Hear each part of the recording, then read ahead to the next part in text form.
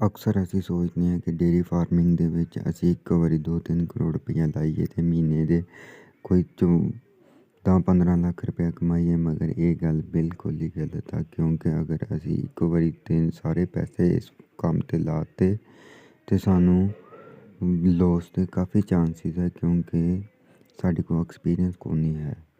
ਸਭ ਤੋਂ ਪਹਿਲਾਂ ਇਹਨੂੰ ਛੋਟੇ ਕੰਮ ਤੋਂ ਸਟਾਰਟ ਕਰਨਾ ਚਾਹੀਦਾ ਹੈ। ਉਸ ਤੋਂ ਬਾਅਦ ਸਾਨੂੰ ਹੌਲੀ ਹੌਲੀ ਵੱਡੇ ਕੰਮ ਵੱਲ ਜਾਣਾ ਚਾਹੀਦਾ ਹੈ, ਕਿਉਂਕਿ ਅਸੀਂ ਅਗਰ ਇੱਕ ਵਾਰੀ ਪੈਸੇ ਲਾ ਦੇਵਾਂਗੇ ਤਾਂ 90% ਅਸੀਂ ਇਸ ਕੰਮ ਦੇ ਵਿੱਚ ਫੇਲ ਹੋਵਾਂਗੇ, ਕਿਉਂਕਿ ਨਾ ਤਾਂ ਸਾਡੇ ਕੋਲ ਕੋਈ ਐਕਸਪੀਰੀਅੰਸ ਨਹੀਂ ਹੁੰਦਾ। ਇਸ ਵਜ੍ਹਾ ਤੋਂ ਸਾਨੂੰ ਚਾਹੀਦਾ ਵਾ ਕਿ ਅਸੀਂ ਉਸ ਕੰਮ ਨੂੰ ਛੋਟੇ ਤੋਂ ਛੋਟੇ ਲੈਵਲ ਤੋਂ ਸਟਾਰਟ ਕਰੀਏ। ਕੋਈ 1-2 ਪਾ ਲਈਏ ਅਤੇ ਫਿਰ ਇਹਨੂੰ ਆਹਿਸਤਾ ਆਹਿਸਤਾ 100-200 ਜਾਨਵਰ ਤੱਕ ਲੈ ਕੇ ਜਾਈਏ।